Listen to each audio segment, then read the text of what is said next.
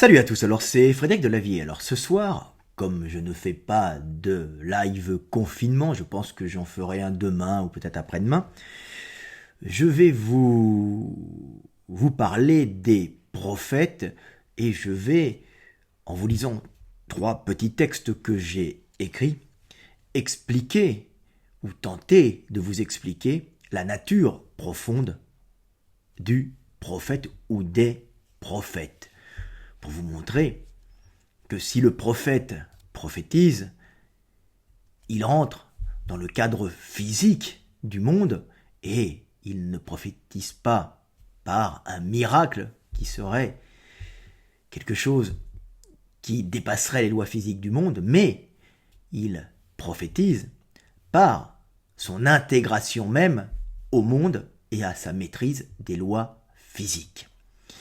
Donc je vais vous lire ces petits textes. Le premier s'appelle « Si le prophète prophétise ». Si le prophète prophétise, c'est tout simplement par le fait que Dieu, le monde ou la bonne fortune, lui a donné une capacité rare d'analyse de ce qu'il vit. Capacité d'analyse donnée par le rejet des dogmes religieux ou scientifiques et par la compréhension consciente et inconsciente rare des lois physiques du monde.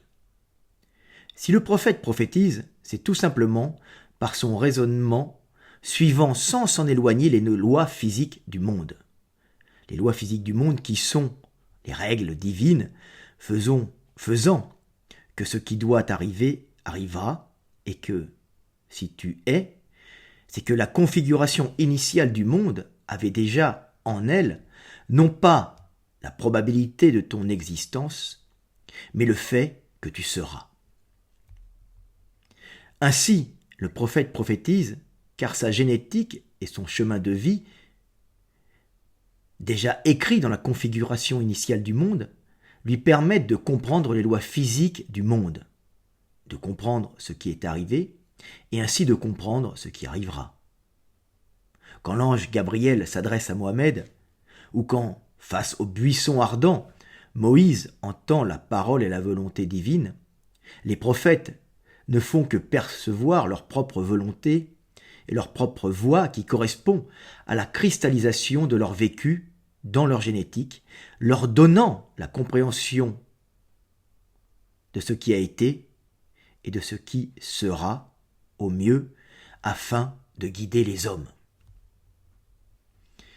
Le second texte s'appelle « Le prophète révèle la nature de l'homme ». Le prophète ne joue pas un rôle, ni ne se proclame prophète. Il est ce qu'il est, c'est un fait.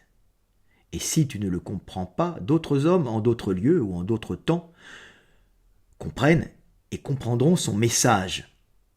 Car par sa voix, ils entendent ou entendront leur propre voix résonnant dans leur esprit, c'est-à-dire la voix de la vérité divine, révélant leur propre divinité.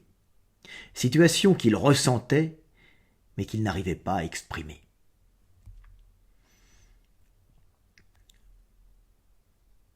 Le troisième texte s'appelle « Nous ne sommes que des hommes ».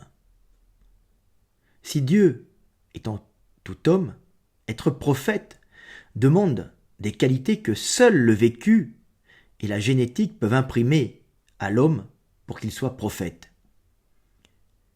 Le prophète n'est qu'un homme, et Dieu étant tout homme. Mais tous les hommes ne sont pas des prophètes.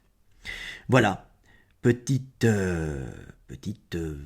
vidéo pour vous parler un peu du monde, de l'esprit, de la théologie, mais pour vous dire que si tout ça semble s'éloigner des règles physiques du monde, tout ce qui est religion, prophète et prophétie, en vérité, elles sont intimement liées aux lois physiques du monde, le monde étant ce qu'il est, par ses règles, par ses lois physiques immuables, qu'on ne peut pas transgresser.